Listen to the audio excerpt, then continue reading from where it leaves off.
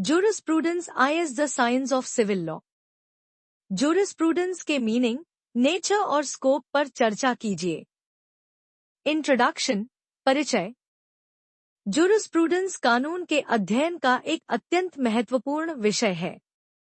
यह कानून के मूल सिद्धांतों, अवधारणाओं, कॉन्सेप्ट्स और सिद्धांतों, थियोरीज से संबंधित है। जूरिस्प्रूडेंस किसी विशेष शाखा जैसे क्रिमिनल लॉ या कॉन्ट्रैक्ट लॉ तक सीमित नहीं है, बल्कि यह कानून का सामान्य, वैज्ञानिक और दार्शनिक अध्ययन करता है।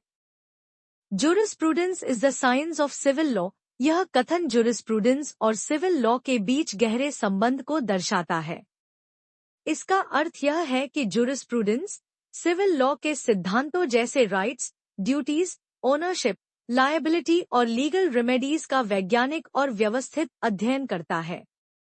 इस कथन को सही ढंग से समझने के लिए जूरिस्प्रूडेंस के मीनिंग, नेचर और स्कोप का अध्ययन आवश्यक है। Meaning of jurisprudence. जूरिस्प्रूडेंस का अर्थ। जूरिस्प्रूडेंस शब्द लैटिन भाषा के दो शब्दों से बना है। जूरिस लॉ, प्रूडेंशिया नॉलेज या स्किल। अतः जूरिस्प्रूडेंस का शाब्दिक अर्थ है नॉलेज ऑफ लॉ, कानून का ज्ञान। Definitions of jurisprudence. जूरिस्प्रूडेंस की परिभाषाएं। विभिन्न जूरिस्ट्स ने जूरिस्प्रूडेंस को अलग अलग प्रकार से परिभाषित किया है। Ulpian, jurisprudence is the knowledge of things divine and human, the science of the just and the unjust. John Austin, jurisprudence is the philosophy of positive law.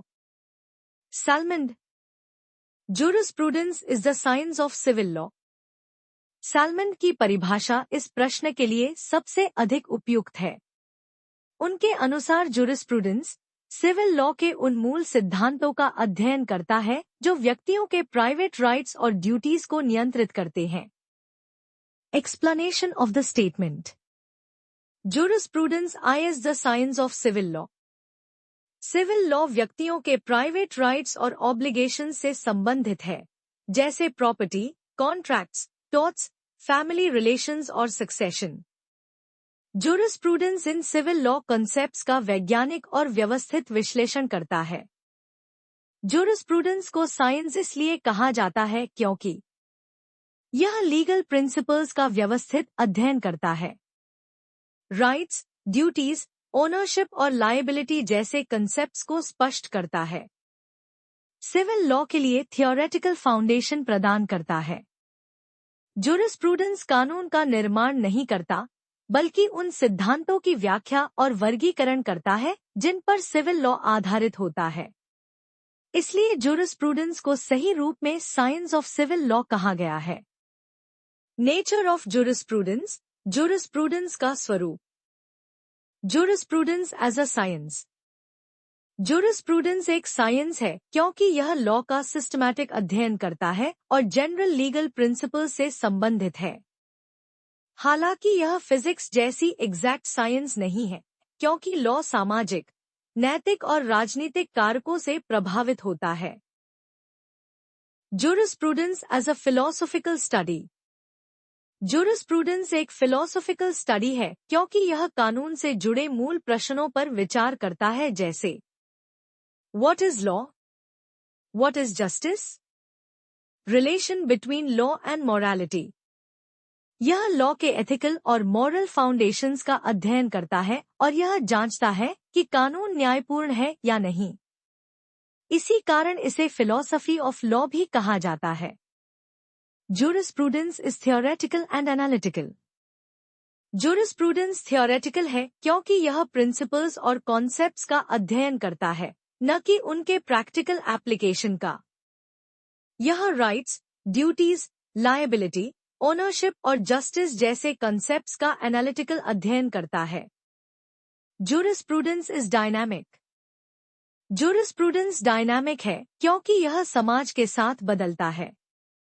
Law static नहीं है, यह सोशल, इकोनॉमिक, पॉलिटिकल और technological changes के अनुसार विकसित होता है। उदाहरण, human rights, digital privacy, environmental law.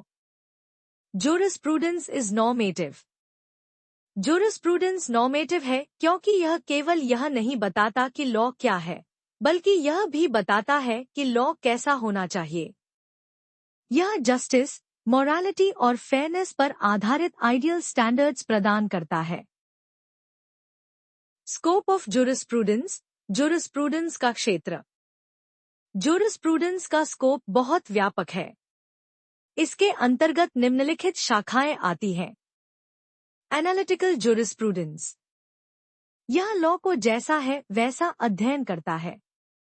यह राइट्स, ड्यूटीज, ऑब्लिगेशंस और सैंक्शंस जैसे कॉन्सेप्ट्स का लॉजिकल एनालिसिस करता है। मुख्य समर्थक जॉन ऑस्टिन। हिस्टोरिकल जुरिस्प्रूडेंस, यह लॉ की ओरिजिन और डेवलपमेंट का अध्ययन करता है। मुख्य समर्थक सर हेनरी मैने।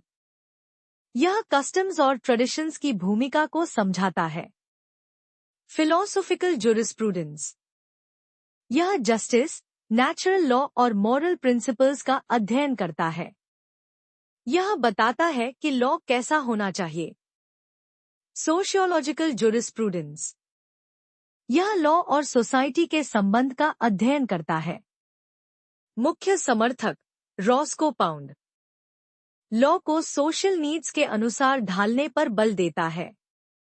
कंपैरेटिव जुरिस्प्रूडेंस, यह विभिन्न देशों के लीगल सिस्टम्स की तुलना करता है।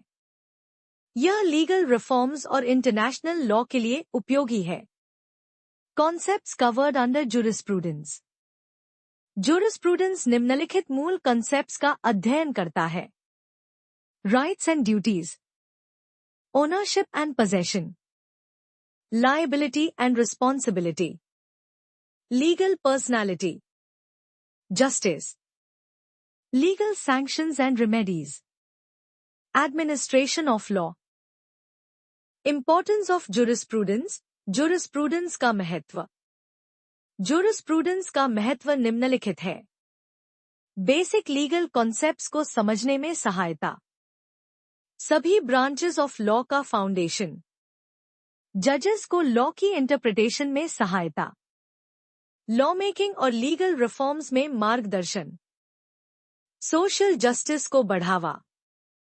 लीगल एजुकेशन को सशक्त बनाना। कंक्लूजन, निष्कर्ष।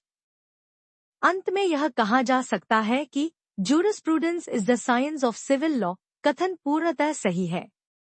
जुरिस्प्रूडेंस सिविल लॉ के सिद्धांतों का वैज्ञानिक, व्यवस्थित और सैद्धांतिक अध्ययन करता है।